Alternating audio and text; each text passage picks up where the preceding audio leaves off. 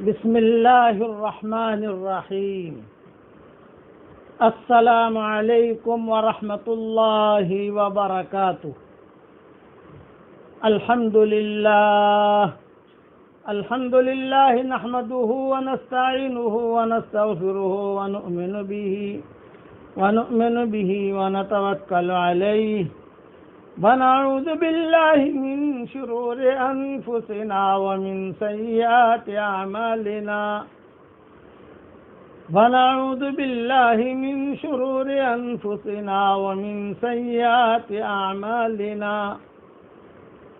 من يهده الله فلا مضل له ومن يضلله فلا هادي له ونشهد أن لا إله إلا الله وحده لا شريك له ونشهد أن سيدنا ومولانا محمدا عبده ورسوله صلى الله عليه وعلى آله وأصحابه وبارك وسلم تسليما كثيرا كثيرا اما بعد۔ قابل احترام مائیں، بہنیں، بیٹیاں، بہوئیں، بچیاں، ہمارے بھائی، دوست، ساتھی، قصہ چل رہا تھا سیرت کا، حضرت محمد صلی اللہ علیہ وسلم کی سیرت کا قصہ سلسلہ وار میں بیان کر رہا ہوں۔ آج تقریباً 22واں قصہ ہے یہ، اور 22واں بیان ہے، 22واں سبق ہے۔ پہلے 2 باتیں ذہن میں رکھیے، سب اگلی باتیں سمجھ میں آئے گی انشاءاللہ۔ اب بار بار تذکرہ آئے گا حضرت خدیجہ کا اور ابو طالب کا، کہ حضرت خدیجہ، ابو طالب، اب یہ 2 چیزیں ان دونوں کے نام آتے رہیں گے۔ ہاشم کا نام اب نہیں آئے گا، سلمہ کا نام اب نہیں آئے گا۔ اسی طریقے سے حضرت محمد صلی اللہ علیہ وسلم کے والدہ کا نام اب نہیں آئے گا، عبد المطلب کا نام اب نہیں آئے گا۔ ان سب کے قصے ہو چکے۔ اب جو بھی بیان کروں گا، اس میں ہاشم، اس میں ابو طالب، حضرت خدیجہ، اور دونوں کا انتقال بھی تقریباً ایک ساتھ ہی ہوا ہے، ایک ہی ہفتے میں ہوا ہے۔ پہلے حضرت خدیجہ کا انتقال ہوا، پھر 2-3 دن کے بعد ابو طالب کا انتقال ہوا، ایک ہی ہفتے میں دونوں کا انتقال ہوا۔ اور اسی لیے اس سال کو عام الحزن کہتے تھے، غم والا سال، ملال والا سال۔ حضور صلی اللہ علیہ وسلم بھی کہتے تھے، صحابہ بھی کہتے تھے کہ یہ غم کا سال ہے، کہ ایک ہی ہفتے میں 2 بڑے بڑے چلے گئے، حضرت خدیجہ بھی چلی گئی اور ابو طالب بھی چلے گئے۔ خیر، اپنے وقت پر جب وہ قصے آئیں گے تو بیان کروں گا۔ اب تو یہ ہے کہ آپ صلی اللہ علیہ وسلم کی عمر 15 سال کی ہوئی۔ میں سال کے اعتبار سے چل رہا ہوں تاکہ بات سمجھ میں آئے۔ عرب میں ایک دستور تھا لڑائیوں کا، وہ قبیلے آپس میں لڑتے تھے، حرب الفجار بھی کہتے ہیں اسے۔ تو قبیلے کیوں لڑتے تھے؟ انانیت، تکبر، عجب، بڑائی، یہ ان میں کوٹ کوٹ کر بھری ہوئی تھی کہ تیرے گھوڑے نے میرے گھاٹ پر آ کر پانی کیوں پیا، اس پر لڑائی۔ تو نے مجھے یوں کیوں دیکھا، اس پر لڑائی۔ جیسے آج بھی چودھری ہوتے ہیں اسے کہ دیکھ وہ گھر کے دیکھ رہا ہے مجھے، دیکھ وہ دیکھ گھر کے دیکھ رہا ہے۔ یعنی آدمی کسی کو دیکھے بھی تو بھی آدمی کے دل میں یہ آوے تو اس کو کہتے تھے حرب الفجار۔ قبیلے میں لڑائیاں ہوتی تھی۔ اچھا، کچھ مہینے ایسے ہوتے تھے کہ اس مہینے میں لڑائی عرب بھی پسند نہیں کرتے تھے، جیسے رجب کا مہینہ، اس میں عرب جو ہے لڑائی پسند نہیں کرتے تھے۔ رجب کا مہینہ آتا تھا تو سارے عرب زمانے جاہلیت میں اعلان کر دیتے تھے، رجب کا چاند دیکھ لیا بھائی، لڑائی ختم، تلواریں اندر رکھو۔ یہ ان کا معمول تھا۔ ان عدت الشہور عند اللہ 12 شہرا، اس کی تفسیر کے اندر میں نے کئی چیزیں بیان کی ہیں کہ یہ اسے اشہر حرم کہتے تھے، شوال میں لڑائی نہیں کرتے تھے، ذی قعدہ میں نہیں کرتے تھے، ذوالحج میں نہیں کرتے تھے، لیکن کبھی کبھار ایسا ہوتا کہ وہ جو ہے اچھل پڑتے تھے اور آپس میں لڑائیاں. تو اب حضور صلی اللہ علیہ وسلم کو جو قبیلہ تھا بنو ہاشم، بنو عبد المطلب، یہ آپ تو اسی قبیلے سے، یہ چچا سارے کے سارے، تو یہ بھی لڑائی میں کوئی کم تو تھے ہی نہیں. تو یہ کبھی کبھار لڑائی کے لیے کہتے تھے کہ چلو محمد، چلو بیٹا محمد، آج لڑائی کے لیے جانا ہے. اب حضور صلی اللہ علیہ وسلم سلیم الفطرت تھے، لیکن چونکہ چچاؤں کے ماتحت میں تھے، ابو طالب کے ماتحت میں تھے اور وہی رہتے تھے، تو گھر میں جو مشورے ہوتے لڑائی کے تو آپ صلی اللہ علیہ وسلم کو بھی شریک ہونا پڑتا تھا. تو آپ خود فرماتے تھے کہ میں اسے پسند نہیں کرتا تھا، لیکن لڑنے کے لیے لے جاتے تو ساتھ جاتے حضور صلی اللہ علیہ وسلم. اب آپ کی عمر 16 سال کی 17 سال کی ایسی ہو گئی ہے کہ آدمی لڑائی کر سکتا ہے، میدان میں کود سکتا ہے، اور آپ صلی اللہ علیہ وسلم تو بہت جری تھے، بہت بہادر تھے، لیکن آپ نے فرمایا کہ ابھی بھی میں میدان میں اترا نہیں. ہاں پیچھے سے کبھی کبھار کسی چچا نے تیر مانگا، ارے بیٹا تیر دو، تیر، تو تیر دے دیتا تھا.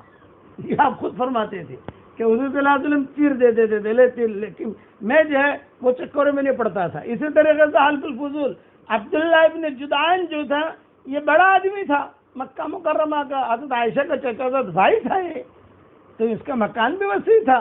تو وہاں پر جو بھی ایڑے چڑھے مشورے، یہ وہ، کسی کو مارنا، کسی کو گرانا، کسی کو مدد کرنا، کسی کو، یہ سارے مشورے وہاں ہوتے تھے. تو حضور صلی اللہ علیہ وسلم فرماتے تھے میں بھی انہیں مشوروں کے اندر جاتا تھا، لیکن جو اچھی باتیں ہوتی اسے لے لیتا اور پیچھے بیٹھتا، لیکن سمجھتا تھا یہ صحیح ہے، یہ غلط ہے، یہ صحیح ہے، یہ غلط ہے، یہ صحیح ہے، یہ غلط ہے. لیکن ایک بات بہت ہوتی تھی، اب آپ صلی اللہ علیہ وسلم کی عمر 15 16 17 18 سال کی ہو گئی، تو پورے مکہ مکرمہ میں آپ ٹاپ 1 آئے. ٹاپ 1 کا کیا مطلب؟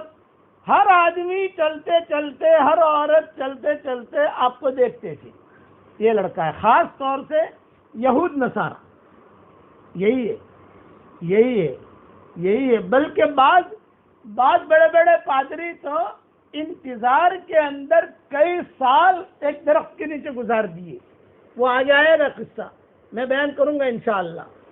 اور کہتے تھے کہ ہم انتظار میں کہ یہ آدمی آئے، حضور کو دیکھ کر بھی پہچان جاتے تھے کہ ہاں یہ اللہ کا، یہ جس کا ہمیں انتظار ہے یہ نبی ہونے والا ہے. اچھا، مکہ مکرمہ یہود کے یہاں، یعنی جو کعبہ ہے یہود کے یہاں بھی مقبول، نصارہ بھی پسند کرتے تھے اسے، مشرکین مکہ بھی پسند کرتے تھے، اعراب بھی پسند کرتے تھے. اب چونکہ بھیڑ بھاڑ ہونے لگی، پھر حضور صلی اللہ علیہ وسلم پیدا ہوئے، تو اس وقت میں عرب جو ہے بہت اہتمام سے ایک ستارے کو پوچھتے تھے، اس کا نام ہے شعرا. وہ اب بھی ہے وہ ستارہ، وہ بہت بڑا ستارہ. بس عربوں کا یہ تھا، ستاروں کے بارے میں مجھے مستقل بیان کرنا ہے، آپ کو انشاءاللہ سمجھانا ہے کہ ستارے کیا ہیں، کتنے ستارے ہیں، کیا ہے. لیکن یہ شعرا کا خالی سمجھ لو کہ یہ عرب جو ہے یہ عربوں کا ماں باپ سمجھ لو. شعرا ستارہ، وہ کبھی بھی کوئی کام ہو تو کھڑے کھڑے کہتے تھے اے شعرا ہمارا کام کر دے، اے شعرا ہمارا کام کر دے، اے شعرا ہمارا کام کر دے. یہ ان کی عادت تھی، یہود نصارہ کی نہیں. یہ تو اہل کتاب تھے سارے کے سارے، یہ بے ایمان تھے، تو ان کو کچھ پتہ نہیں کس کی عبادت کرنی ہے، کس کی نہیں کرنی. اسی لیے قرآن شریف میں باقاعدہ یہ شعرا کا نام لیا گیا، وَأَنَّهُ هُوَ رَبُّ الشِّعْرَى، کہ تم جو ہے شعرا کو پکارتے ہو تو شعرا کا اللہ مالک تو میں ہوں. سورہ نجم میں اللہ نے آیت اتاری، وَأَنَّهُ هُوَ رَبُّ الشِّعْرَى وَأَنَّهُ هُوَ أَهْلَكَ عَادًا الْأُولَى وَثَمُودَ فَمَا أَبْقَى. یہ ساری کی ساری آیتوں کے ترجمے میں کر چکا ہوں. درس قرآن جو میرا چلتا ہے اس کے اندر یہ تفصیل آ گئی ہے. اب کون سا نمبر میں آئی ہے مجھے پتا نہیں. تو یہ عرب جو ہے یہ شعرا کو کہتے تھے کہ یہ لڑکا کون ہے، یہ لڑکا کون ہے. ایک بات. دوسرا کہ یہ تو مکمل تھا کہ یہاں کچھ نہ کچھ بڑی چیز وجود میں آنے والی ہے. تو یہود نصارہ جو ہے صرف حضور کو دیکھنے کے لیے دور دور سے آتے تھے. مکہ مکرمہ. اور کیسا کرتے تھے؟ چپکے سے طواف کیا اور 2-4 آدمی آ گئے، 2-4 عورتیں آ گئیں، بھئی دیکھو وہ لڑکا دکھتا ہے نہیں دکھتا، وہ لڑکا دکھتا ہے نہیں دکھتا. ہاں یہی ہے یہی ہے. آپ کا جو مکان تھا، ابو طالب کے مکان میں آپ رہتے تھے، تو آپ جب جہاں رہتے تھے تو جان بوجھ کر بھی مکان کے قریب سے گزرتے تھے اور آنکھوں سے اشارہ کرتے، یہ ہے یہ ہے، وہ بیٹھا ہے وہ ہے، وہ بیٹھا ہے وہ ہے. یہ دن حضور صلی اللہ علیہ وسلم کے گزرتے رہے. آپ تجارت بھی کرتے رہے، بکریاں بھی چراتے رہے، لوگوں کی خیر خبر بھی لیتے رہے. بیوائیں کبھی آتی کچھ کام کے لیے، محمد رائے کام کر دو تو کبھی انکار نہیں کرتے، خود چلے جاتے اور لوگوں کے ساتھ اپنا زندگی گزارتے رہے. خدیجہ جو تھی، حضرت خدیجہ رضی اللہ تعالی عنہ، یہ بہت مالدار عورت تھی اور شریفہ تھی اور امین تھی اور اللہ نے بہت مال دیا تھا. اسی وجہ سے ان کا نام طاہرہ تھا. حضرت خدیجہ کو لوگ خدیجہ نہیں کہتے تھے، مکہ مکرمہ میں طاہرہ کہہ کے پکارتے تھے. یہ دیکھتی رہتی تھی کہ یہ قریش میں ہمارے خاندان میں یہ ایک لڑکا ہے. یہاں تک کہ آپ صلی اللہ علیہ وسلم کی عمر ایک روایت کے مطابق 22 سال کی ہوئی. پہلے میں کہہ چکا تھا کہ آپ صلی اللہ علیہ وسلم کا 20 سال کی عمر میں بھی شق صدر ہونا بعض علماء نے لکھا ہے کہ 20 سال کی عمر میں انسان جوانی کو پہنچتا ہے تو جو ہیجان ہوتا ہے جوانی کا، تو بعض فقہاء علماء نے لکھا ہے اسے ختم کرنے کے لیے 20 سال کی عمر میں شق صدر حضور کا ہوا. اگرچہ روایت ضعیف ہے لیکن علماء نے اپنی اپنی کتابوں میں لکھی ہے. اور 20 سال کی عمر میں آپ کا ایک سفر شام کا بھی ہوا ہے جس میں ابو بکر بھی ساتھ تھے. ابو بکر کی عمر 18 سال کی تھی، یہ بھی علماء نے لکھا ہے. لیکن چونکہ یہ کمزور روایت ہیں، اس سے خیر کمزور روایت تاریخ میں تو کمزور روایت ہی زیادہ ہوتی ہیں. تو آپ یہ سمجھ لیجئے شق صدر ہو گیا 5 مرتبہ، 4 پر سب کا اتفاق، 1 میں علماء کا اختلاف. اور شام کا سفر ہو گیا 3 مرتبہ، 2 پر سب کا اتفاق، 1 میں اختلاف. اب 20 سال کی عمر. اچھا پہلے جب گئے تو تجارت تو کچھ کی نہیں حضور نے، 12 سال کی عمر واپس آ گئے، تجارت ہوئی نہیں. 20 سال کی عمر میں گئے جس میں ابوبکر، اس لیے صدیق اکبر جو ہے یہ بھی تجارت کے اندر بڑے ماہر تھے اور خوب جاتے تھے شام، خوب. اسی لیے جو ان کو اسلام ملا صدیق اکبر کو، وہ شام کے جب تجارت کے لیے گئے تھے وہاں انہوں نے خواب دیکھا تھا. حضور صلی اللہ علیہ وسلم نہیں تھے. یہ میں بیچ بیچ میں قصے آ رہے ہیں اس لیے میں سمجھا رہا ہوں ایک چیز کہ حضور وہاں جب اس وقت صدیق اکبر اکیلے گئے تھے. اکیلے کا مطلب آپ صلی اللہ علیہ وسلم نہیں تھے، جاتے رہتے تھے شام شام شام زیادہ جاتے تھے. یمن یہ لوگ کم جاتے تھے لیکن شام والا راستہ مکہ مکرمہ سے چلے، رابق پہنچے، رابق سے مدینہ آئے، مدینہ سے مدائن خیبر آئے، خیبر سے مدائن صالح آئے، مدائن صالح سے لیلا مجنون کا جو گاؤں ہے معلّہ وہاں پہنچے، تبوک پہنچے، تبوک سے جارڈن آ گئے، جارڈن سے شام چلے گئے. یہ رخ ہے شام پہنچنے کا. تو صدیق اکبر جب وہاں گئے تو صدیق اکبر نے خواب دیکھا. وہاں بڑے بڑے راہب رہتے تھے، راہب بہت رہتے تھے وہاں. 3-4 دن تک خواب دیکھا صدیق اکبر نے. کسے جا کر میں کہوں، کسے کہوں، کسے کہوں. تو بہت بڑا راہب تھا. ہمیشہ یاد رکھنا، وکیل پکڑتے ہو بہت اچھا، ڈاکٹر پکڑتے ہو بہت اچھا. علاج کرانا ہے تو پھر اچھا ڈاکٹر کے پاس جاؤ. اسی طرح اگر کوئی خدا نہ خاصا کوئی معاملہ ہے وکیل پکڑنا ہے تو اچھا. اسی طرح اگر دینی رہبری لینی ہو تو اچھا عالم پکڑو. دیکھو کہ اس کو اللہ نے علم بھی دیا ہے کہ نہیں دیا، اور پھر اس سے اپنی رہبری لو، اپنی آخرت کی رہبری لو. پیر بھی پکڑنا ہے تو اچھا پیر پکڑو. آج کل تو پیر بہت مل جائیں گے ماشاءاللہ، پیروں کی کوئی کمی نہیں، عالموں کی کوئی کمی نہیں. لیکن نیک کون ہے، دیندار کون ہے، وہ آپ کو سوچنا ہوگا کہ میں کس کے پیچھے چل رہا ہوں، یا اپنی عقل، اللہ نے آپ کو بھی عقل دی ہے. تو یہ ابوبکر جو دیکھا، میں خواب دیکھ رہا ہوں، خواب دیکھ رہا ہوں، خواب دیکھ رہا ہوں، کس کو کہوں، کس کو کہوں، کس کو کہوں. ایک بہت بڑا راہب تھا، ڈھونڈتے ڈھونڈتے پہنچے. کتابوں میں لکھا ہے وہ اتنا بوڑھا ہو گیا تھا کہ اس کی بھویں جو ہے وہ لٹک رہی تھی. اور ہاتھ بھی اس کے کانپ رہے تھے. تو وہاں گئے صدیق اکبر اور جا کر کہا کہ میں نے بڑا عجیب خواب دیکھا ہے. تو راہب نے کہا کہ بتاؤ کیا خواب دیکھا.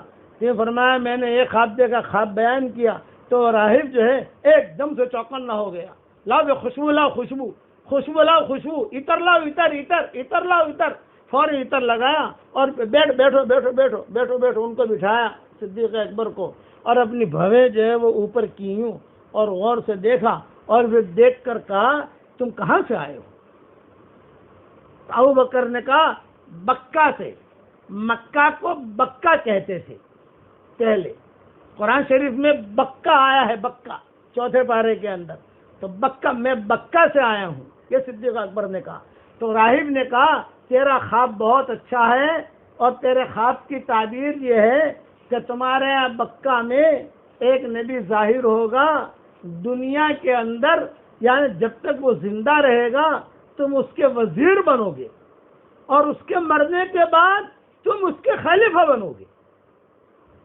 یہ راہب نے اس وقت تعبیر دی تھی. ابھی حضور صلی اللہ علیہ وسلم کو نبوت بھی نہیں ملی ہے. ابھی تو آپ کو 20 سال 25 سال کی عمر میں صدیق اکبر کی حضور کی دوستی تو تھی، لیکن کچھ پتا نہیں کہ یہ کیا بننے والے ہیں، یہ کیا بننے والے ہیں.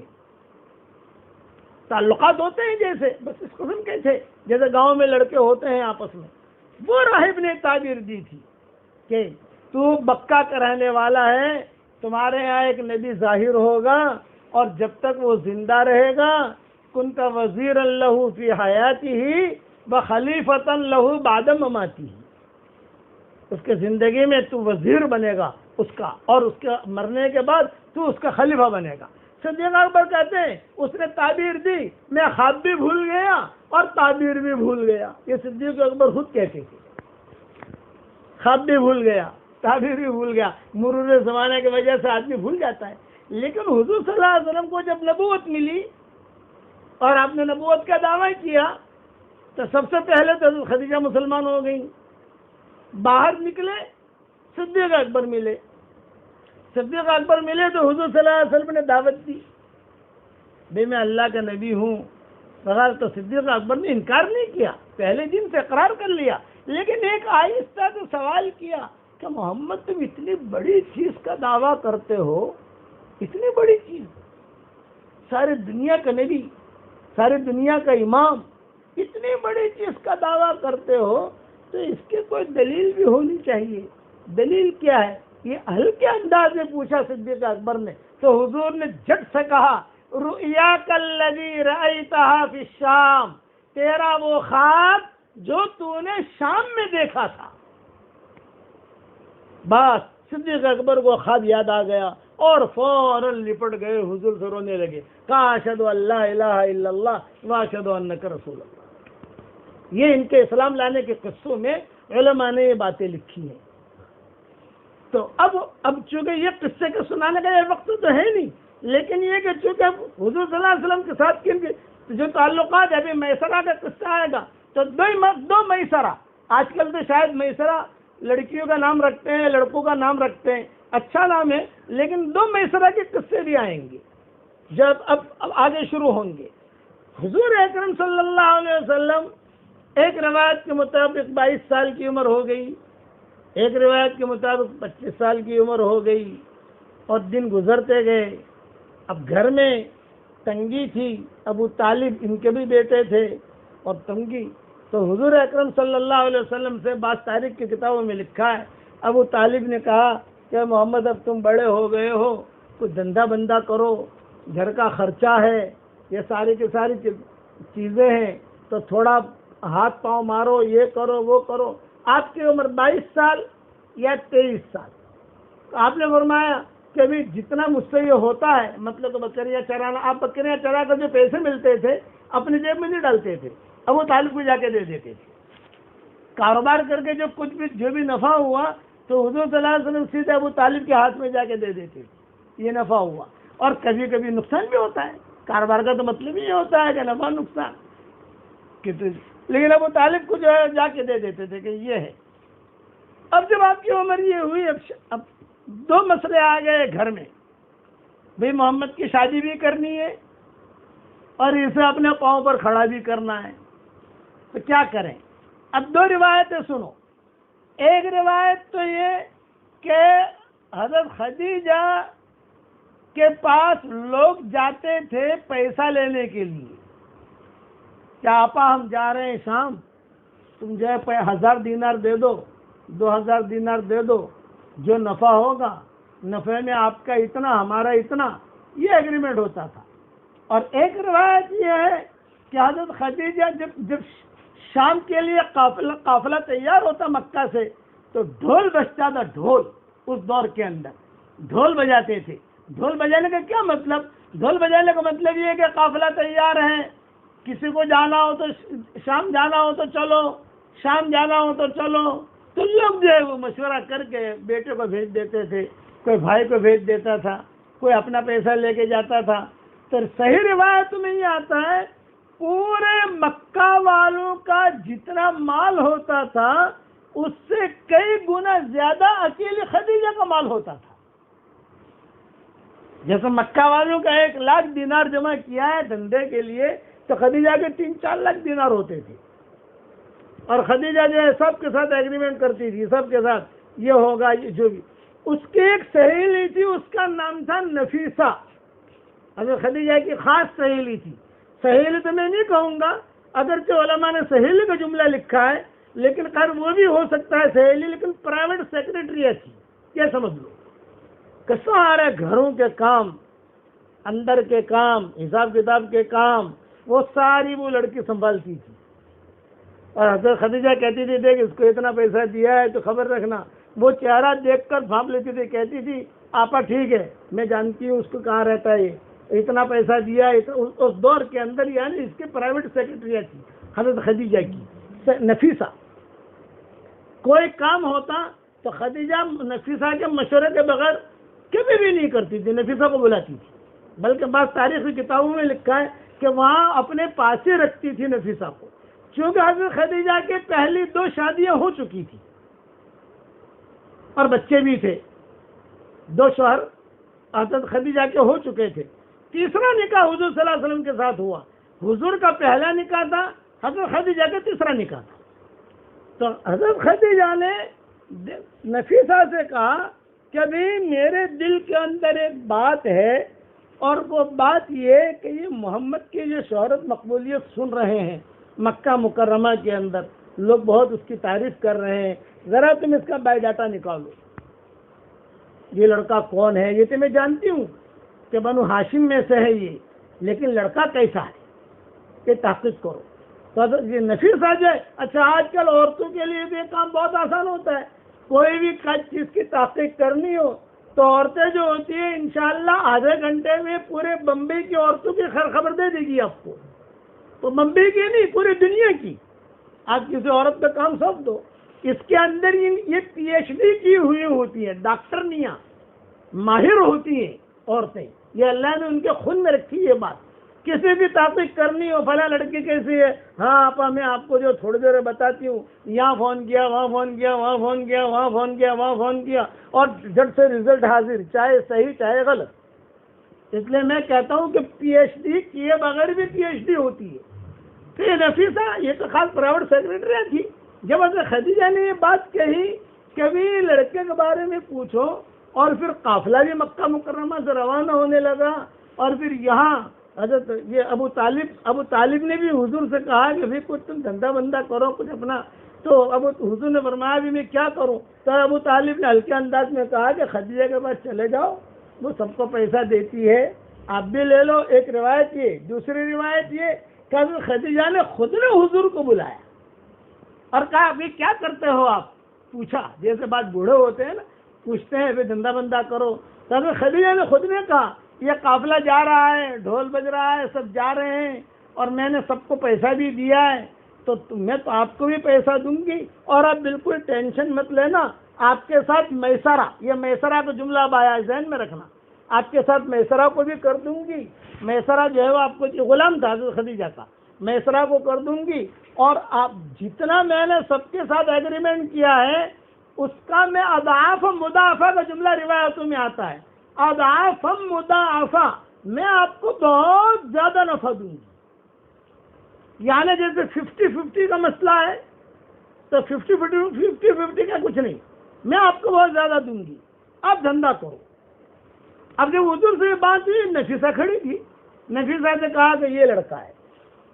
نفیسہ نے کہا ٹھیک ہے۔ تھوڑی دیر میں نفیسہ آئی، نفیسہ نے کہا کہ آپا شریف ابن شریف، یہ جملہ کہا، شریف ابن شریف، یہ شریف ہے اور شریف کا بیٹا ہے اور امین ہے، اور بالکل۔ تو حضرت خدیجہ نے حضور صلی اللہ علیہ وسلم کی تشکیل کی، اور تشکیل یہ کی کہ ابھی تم جو ہے میرا مال لے کر جاؤ۔ صحیح روایت میں یہ آتا ہے کہ حضور صلی اللہ علیہ وسلم کو خود بلایا حضرت خدیجہ نے، اور بلا کر کہا بھائی محمد تم یہ کاروبار کرو، سب جا رہے ہیں، اور آپ کو تجارت میں مہارت تھی لیکن آپ چالاکیاں نہیں جانتے تھے۔ تاجر لوگ چالاکیاں کرتے نہیں، سیدھی سادی آپ کی زندگی، اسی لیے سفر میں بہت قصے ہوئے۔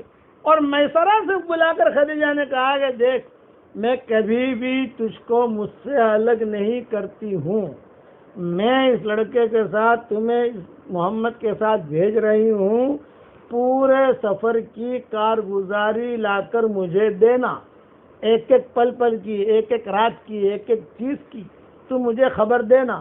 دوسرا کہ کاروبار وغیرہ میں نقصان ہو نفع ہو، اس کا زیادہ ٹینشن مت لینا، اللہ نے اپنے کو بہت دیا ہے۔ یہ کہہ کر میسرہ کو ساتھ کر دیا حضور اکرم صلی اللہ علیہ وسلم کے۔ اور جب خدیجہ نے پیشکش کی تو حضور صلی اللہ علیہ وسلم نے چچا سے مشورہ کیا۔ چچا نے کہا ہاں بھائی اپنے گھر میں تو پیسوں کی ضرورت ہے، تم دھندا کرو۔ دوسرا ہے کہ چچا نے خود نے بھیجا کہ ابھی اپنے پاس تو اتنا پیسہ ہے نہیں، اب تم بڑے ہو گئے ہو۔ پہلے بات رکھنا، حضرت ابو طالب کے 4 بیٹے تھے، علی، جعفر، عقیل اور طالب۔ ان میں 2 مسلمان تھے، 2 مشرک تھے، ان کا بھی تذکرہ آئے گا۔ لیکن حضور صلی اللہ علیہ وسلم کا کبھی بھی ان کے ساتھ انبن نہیں ہوتا تھا، اور ابو طالب ان 4 کے مقابلے میں حضور کا زیادہ خیال رکھتے تھے۔ اب یہ کہ حضور اکرم صلی اللہ علیہ وسلم نے خوشی سے منظور کر لیا، پیسے وغیرہ لیے، میسرہ بھی ساتھ ہو گیا، سفر بھی کے لیے روانہ ہوئے۔ بعض کتابوں میں لکھا ہے کہ خدیجہ نے زیتون وغیرہ جو بھی سفر کی چیزیں ہوتی ہیں وہ بھی تھی، ابو طالب نے بھی دی، اور ان کو باعزت یہاں سے رخصت کیا۔ جب حضور روانہ ہو رہے تھے تو ابو طالب رو رہے تھے، وہ اس لیے رو رہے تھے کہ میرا بھائی کا بچہ ہے، اب بیچارہ جا رہا ہے اپنا کاروبار کے لیے، پہلے بچپن میں لے گیا تھا میں اس کو، 12 سال کی عمر تھی، ابھی جوان بھی ہو گیا ہے اور یہ جا رہا ہے، بس اللہ تعالیٰ اس کو صحیح سلامت واپس لائے۔ بس تاریخی کتابوں میں بھی ہے کہ بیت اللہ سے چمٹا کر دعا بھی مانگی۔ آپ کے 22 سال کی عمر آپ پکڑ لو کہ 22-23 سال کی عمر تھی۔ بقیہ تفصیل کل انشاءاللہ پوری کروں گا۔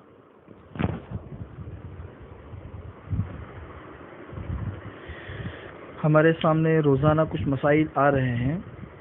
کل میں نے تراویح سے متعلق کچھ مسائل بتائے تھے، آج بھی تراویح سے متعلق کچھ مسائل بتا رہا ہوں، اور یہ جو مسائل بتا رہا ہوں تو اس میں سے اکثر مسائل وہ ہے جو صرف تراویح ہی سے متعلق نہیں ہے بلکہ نمازوں سے بھی متعلق ہے، اس لیے اس بات کو سامنے رکھتے ہوئے سنیں۔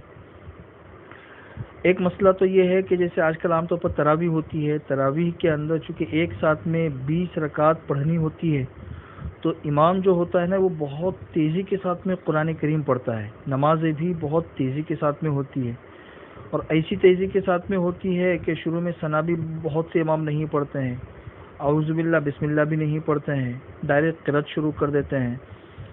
تو یہ جو ہے یہ تراویح کے منکرات میں ہے۔ عام نمازوں میں ثنا، اعوذ باللہ اور بسم اللہ قرأت سے پہلے پڑھنے کا جو حکم ہے وہی حکم تراویح کے اندر بھی ہے، اس لیے اس بات کا خیال رکھنا چاہیے۔ اسی طریقے سے 2 سجدوں کے درمیان بیٹھنا، اسی طریقے سے سجدے کے بعد کھڑا ہونا، رکوع کے بعد کھڑا ہونا، یہ والی ارکان بھی سکون اور اطمینان کے ساتھ میں ادا کرنے چاہیے۔ بہت سی مرتبہ اس میں اتنی عجلت ہوتی ہے کہ ایک واجب چھوٹ جاتا ہے، طمانینت جو ایک واجب ہے وہ واجب چھوٹنے کی وجہ سے سجدہ سہو بھی واجب ہو جاتا ہے، اس وجہ سے اس کا خیال رکھنا چاہیے۔ دوسرا مسئلہ یہ ہے کہ عام دنوں کے اندر بھی یہ ہوتا ہے اور آج کل تراویح کے اندر بھی یہ بات پیش آ سکتی ہے کہ امام نماز پڑھا رہا ہے اور نماز کے اندر وہ قرات کر رہا تھا اور وہ رکوع میں چلا گیا، وہ رکوع میں ہے، اسی درمیان میں کوئی نماز کے اندر آ کے شریک ہوتا ہے، تو بہت سے مرتبہ ایسا ہوتا ہے کہ بھئی جلدی امام کے ساتھ میں شریک ہو جائے تاکہ ہماری ایک رکعت مل جائے۔ یہ ترتیب ہوتی ہے عام طور پر، جیسے مسجدوں میں نماز ہوتی ہے، امام رکوع کے اندر ہوتا ہے تو لوگ جلدی جلدی آ کے رکوع کے اندر شریک ہو جاتے ہیں۔ تو اس میں ایک چیز یہ دھیان میں رکھنے کی ہوتی ہے کہ نماز کے شروع میں نیت کرنا ضروری ہے، نیت کے بغیر نماز نہیں ہوتی ہے۔ نیت کے بغیر اگر کسی شخص نے تکبیر تحریمہ بھی باندھ لی تو پھر پوری نماز ہی نہیں ہوگی، دوبارہ اس کو نماز پڑھنی پڑے گی۔ اس لیے عجلت کے اندر نیت رہ نہ جائے، اس کا خیال رکھنا ضروری ہے۔ لیکن اس کے ساتھ میں اس بات کو بھی سامنے رکھنا ضروری ہے کہ نیت جو ہے یہ زبان سے کہنا ضروری نہیں ہے، دل کے ارادے کا نام نیت ہے۔ اگر کسی نے وضو کرتے وقت یا مسجد میں داخل ہوتے وقت یا گھر میں جب امام رکوع کے اندر ہے اس وقت گھر میں آتے ہوئے نیت کر لی کہ میں اس امام کے پیچھے نماز پڑھ رہا ہوں، زبان سے نہیں کہا تو بھی اس کی نیت ہو گئی۔ بلکہ انسان مسجد میں آتا ہے یا نماز پڑھنے کے لیے آتا ہے تو اس کی یہ نیت ہی ہوتی ہے کہ میں نماز پڑھنے کے لیے جا رہا ہوں، تو بس اتنا ارادہ بھی نیت کے لیے کافی ہو جاتا ہے، زبان سے باقاعدہ کہنا ضروری نہیں ہے۔ اس لیے اگر ارادہ ہے نماز پڑھنے کا اور اسی ارادے سے آئے ہیں تو بس یہ نیت کے قائم مقام ہو جائے گا۔ البتہ اقتداء کے لیے جو دو چیزوں کی ضرورت ہے وہ کل میں نے آپ لوگوں کو سمجھا دی تھی۔ اسی کے ساتھ میں یہ چیز بھی دھیان میں رکھے کہ انسان نیت کر کے آیا امام کے ساتھ میں شریک ہونے کے لیے، اور تکبیر تحریمہ سے پہلے کسی غیر متعلق چیز کے اندر مشغول نہ ہو جائے۔ مثلا نیت کرتے ہوئے آ رہا تھا اور تکبیر تحریمہ کہنے سے پہلے کسی سے بات چیت کرنا شروع کر دیا، تو وہ جو پہلے نیت تھی اب اس کا اعتبار نہیں ہوگا، اب دوبارہ نیت کرنی پڑے گی۔ مسجد میں داخل ہوتے ہوئے یا نماز کے لیے آتے ہوئے امام کی اقتداء کی نیت کر لی اور اس کے بعد تکبیر تحریمہ سے پہلے کسی غیر متعلق چیز میں مشغول نہیں ہوا تو وہی پہلے والی نیت کافی ہو جائے گی۔ تیسرا مسئلہ یہ دھیان میں رکھیے، جیسے آج کل عام طور پر ابھی رمضان کا مہینہ چل رہا ہے، اب کسی انسان نے فجر کی نماز شروع کر دی یا تہجد کی نماز شروع کر دی اور نماز ہی کے درمیان اسے یاد آیا کہ میں روزے کی نیت کرنا بھول گیا ہوں، تو لوگ مسئلہ پوچھتے کہ نماز ہی کے درمیان اگر ہم نے روزے کی نیت کر لی تو وہ کافی ہو جائے گی یا نہیں ہوگی؟ تو یہ مسئلہ بھی اچھی طرح سمجھ لیجئے کہ نماز انسان پڑھ رہا ہے تو نماز کو فاسد کرنے والی چیز جو ہے وہ اپنے اعضاء سے کوئی حرکت کرنا ہوتا ہے۔ انسان اپنے اعضاء اور جوارح سے کوئی ایسا کام کرے جو نماز کو فاسد کرنے والا ہو تو اس سے نماز فاسد ہو جاتی ہے۔ جیسے بہت سے کام ہاتھوں سے متعلق ہوتے ہیں، بہت سے کام زبان سے متعلق ہوتے ہیں، بہت سے کام ہاتھ پاؤں سے متعلق ہوتے ہیں کہ اس کے کرنے کی وجہ سے نماز فاسد ہو جاتی ہے۔ لیکن ذہن اور دل کے اندر آنے والی جو چیزیں ہیں اس کی وجہ سے نماز فاسد نہیں ہوتی ہے۔ اعضاء سے مثلا دونوں ہاتھ کھول کر کوئی کام کرنا شروع کر دیا تو یہ عمل کثیر ہو گیا، اس کی وجہ سے نماز ٹوٹ گئی۔ لیکن خیالات، وساوس اور دل کے اندر گزرنے والی جو چیزیں ہیں تو اس کی وجہ سے نماز نہیں ٹوٹتی ہے۔ جیسے نماز میں وساوس بھی آتے ہیں، خیالات بھی آتے ہیں، ذہن یہاں وہاں بھٹک بھی جاتا ہے، تو اس کی وجہ سے نماز نہیں ٹوٹتی ہے، اگرچہ یہ چیز نماز کے خشوع کے خلاف ہے۔ اس لیے نماز کے اندر کسی شخص نے روزے کی نیت کر لی تو چونکہ روزے کا تعلق انسان کے ذہن اور انسان کے دل سے ہے، اس لیے روزے کی نیت معتبر ہوگی اور نماز بھی فاسد نہیں ہوگی۔ لیکن کسی شخص نے روزے کی نیت زبان سے کر لی کہ میں آج کا روزہ رکھ رہا ہوں، تو زبان سے کہی جانے والی چیز سے نماز فاسد ہو جاتی ہے، زبان سے کہی ہوئی چیز سے۔ اس لیے اس صورت میں نماز فاسد ہو جائے گا، نیت تو ہو جائے گی روزے کی لیکن نماز فاسد ہو جائے گی۔ اسی کے ساتھ میں ایک مسئلہ یہ بھی دھیان میں رکھے کہ ایک انسان ہے وہ انفرادی نماز پڑھ رہا ہے۔ لوگ پوچھتے ہیں کہ انفرادی اگر کوئی انسان نماز پڑھتا ہو تو اس کے لیے اقامت کہنے کا کیا حکم ہے؟ اذان تو نہیں ہے لیکن اقامت، تو یہ دھیان میں رکھے کہ اقامت جو ہے وہ سنت مؤکدہ ہے، لیکن سنت مؤکدہ ہے کب؟ جب جماعت کے ساتھ نماز پڑھی جا رہی ہو، اس وقت سنت مؤکدہ ہے۔ اگر کوئی انسان اپنی انفرادی نماز پڑھ رہا ہے تو ظاہر سی بات ہے، چونکہ جماعت نہیں ہے اس لیے اذان اقامت کا جو سنت مؤکدہ ہونے کا حکم ہے وہ بھی ساقط ہو جائے گا، بغیر اقامت کے بھی نماز ہو جائے گی، لیکن بہتر ہے کہ انفرادی نماز پڑھنے والا اقامت کہہ دے۔ آخری ایک مسئلہ نماز سے متعلق، یہ ایک عام اصول ہے فقہ کا کہ امام جو ہے یہ مقتدیوں کی نماز کا ضامن ہوتا ہے، ذمہ دار ہوتا ہے۔ الامام ضامن، یہ لفظ ہے کہ امام مقتدیوں کی نماز کا ذمہ دار ہوتا ہے۔ ذمہ دار ہونے کا کیا مطلب ہے؟ ذمہ دار ہونے کا مطلب یہ ہے کہ جیسے امام کا وضو نہیں ہے، پیچھے کھڑے رہنے والے تمام مقتدیوں کا وضو ہے، تو چاہے پیچھے کھڑے رہنے والے تمام مقتدیوں کا وضو ہو، امام نے نماز پڑھا دی تو کسی کی نماز نہیں ہوگی، کیونکہ امام وضو سے نہیں تھا۔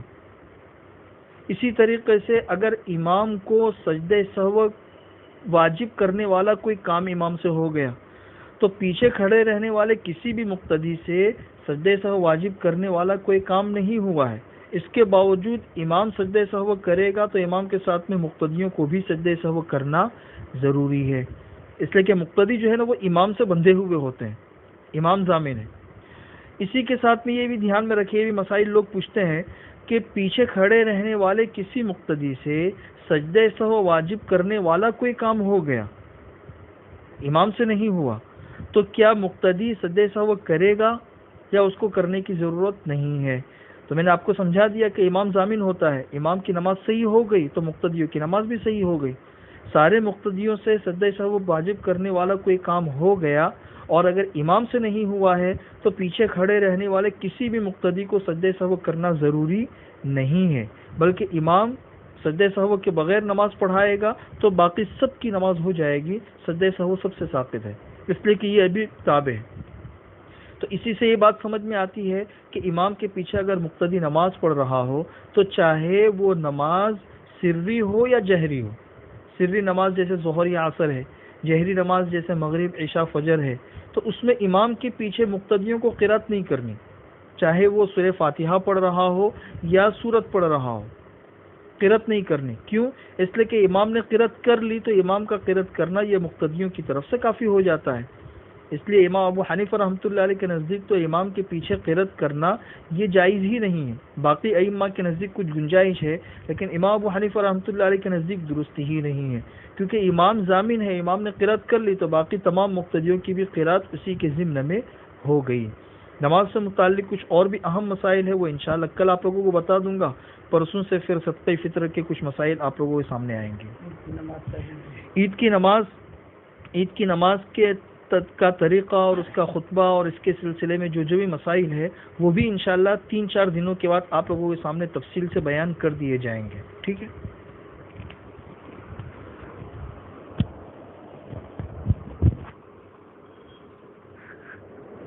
اللهم صل على محمد وعلى آل محمد كما صليت على إبراهيم وعلى آل إبراهيم إنك حميد مجيد یا رب صل وسلم دائما ابدا على حبيبك خير الخلق كلهم اللهم صل على سيدنا محمد بن عبد الله القائم بحق الله ما ضاق أمر إلا فرجه الله اللهم لك الحمد كما أنت أهل فصل وسلم على سيدنا محمد كما أنت أهل وفعل بنا ما أنت أهل فإنك أهل التقوى وأهل المغفرة اللهم إنا نعوذ بك من زوال نعمتك وتحول عافيتك وفجاءة نقمتك ومن جميع سخطك اللهم إنا نعوذ بك من جهد البلاء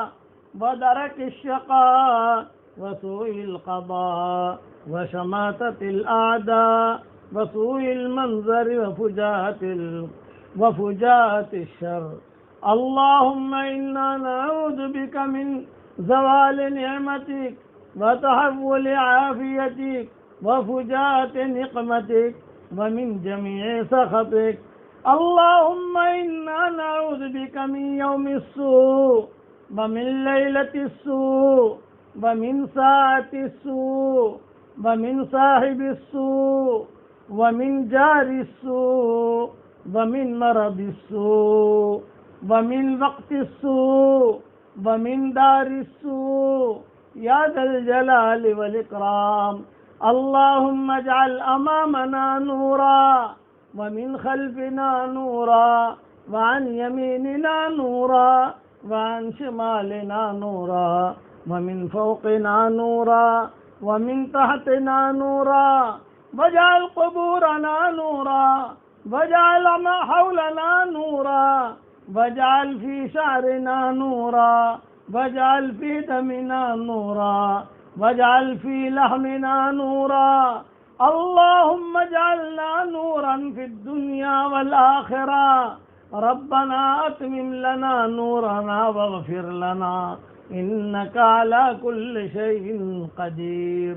اللهم آت نفوسنا تقواها وزكها أنت خير من زكاها أنت وليها ومولاها یا ذا الجلال والإکرام. یا حنان یا منان یا حنان یا منان. اللهم إنا نعوذ بك من جهد البلاء.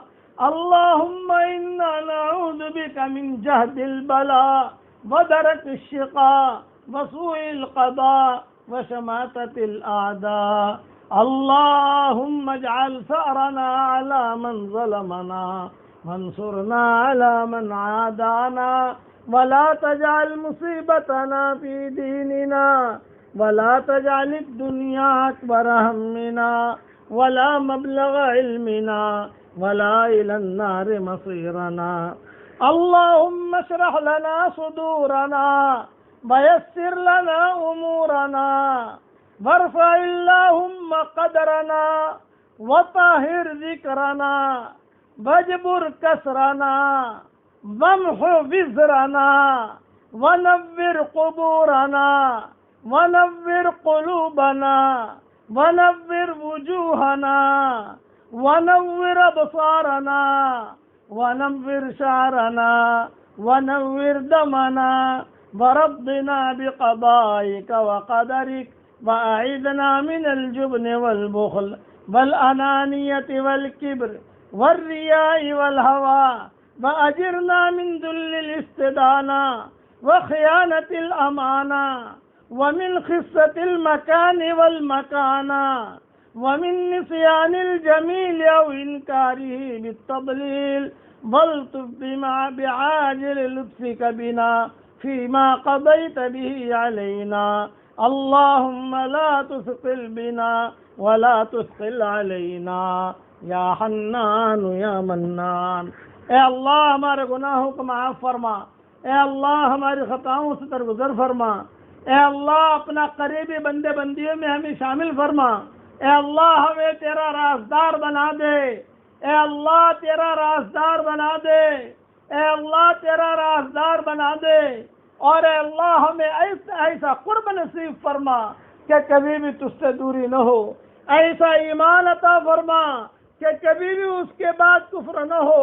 اور ایسی ہدایت عطا فرما کہ اس کے بعد گمراہی نہ ہو. اور ایسی عزت عطا فرما کہ اس کے بعد ذلت نہ ہو. اور ایسی شفا عطا فرما کہ اس کے بعد بیماری نہ ہو. اور ایسا تیرا قرب عطا فرما کہ اس کے بعد تجھ سے دوری نہ ہو. اور جہنم سے ایسی آزادی عطا فرما کہ اس کے بعد کبھی بھی جہنم کی طرف ہمارا جانا نہ ہو. تو اس کی غیب سے صورت و شکلیں پیدا فرما. اے خوبصورت پردے والے، اے خوبصورت چادر والے، ہمارے عیبوں پر پردے ڈال دے. مصطفی الاخیار میں شامل فرما دے. اولو الالباب میں شامل فرما دے. اولو النہا میں شامل فرما دے. مصطفی الاخیار میں شامل فرما. مخلصین میں شامل فرما. مخلصین میں شامل فرما. ذاکرین میں شامل فرما. شاکرین میں شامل فرما. عابدین میں شامل فرما. قانتین میں شامل فرما. صائمین میں شامل فرما. اور تیرے قریب بندے رہنے والے میں ہمیں شامل فرما. اللہم اجعل لنا عندک ولیجہ واجعل لنا عندک زلفیٰ وحسن مآب. اے اللہ تو ہمیں اپنا خاص رازدار بنا دے.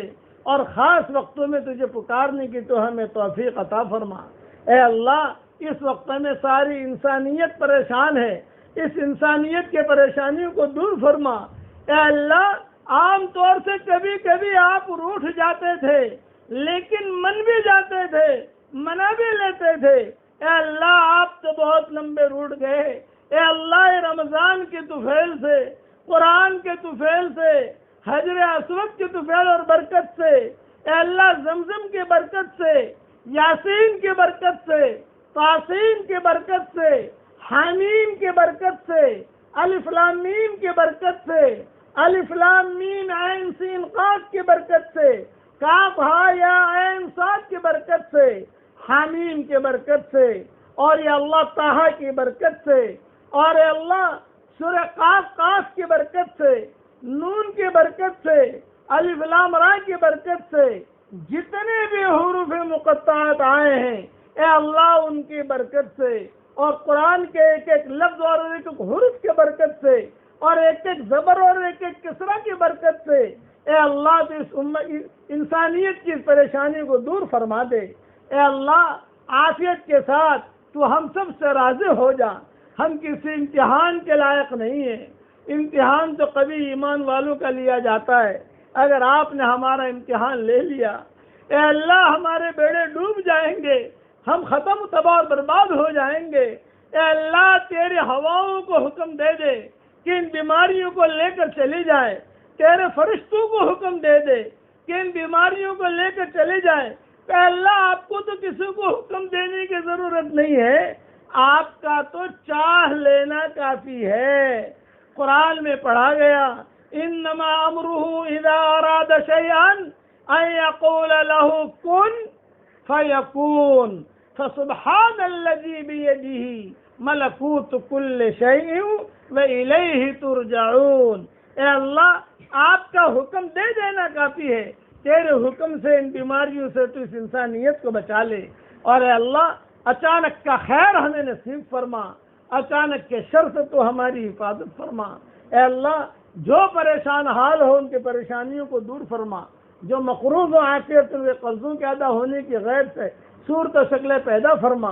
جتنے مسلمان اسلام کی حالت میں دنیا سے رخصت ہوئے ہوں ان سب کی قبروں کو تو نور سے منور فرما دے، ان کے درجات کو بلند فرما دے، کروٹوں انہیں آرام نصیب فرما، ان کی ہڈی ہڈی کو جنت نصیب فرما۔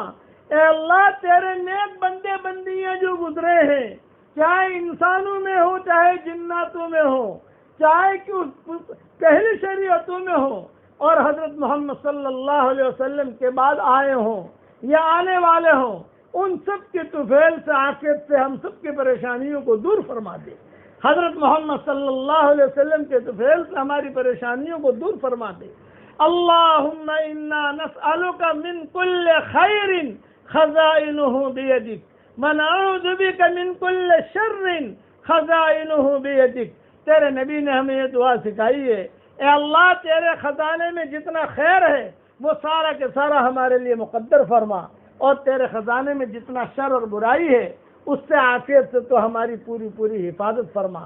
اے اللہ، اس دعا پر جو بھی آمین کہہ رہا ہے، جہاں پر بھی آمین کہہ رہے ہیں، مرد کہہ رہے ہیں، عورتیں کہہ رہی ہیں، ان سب کی جائز مرادوں کو اور ہماری جائز مرادوں کو پوری فرما کر اس میں خیر کی شکلیں اور صورتیں پیدا فرما، اور اپنے فضل و کرم سے ہماری دعاؤں کو قبول فرما۔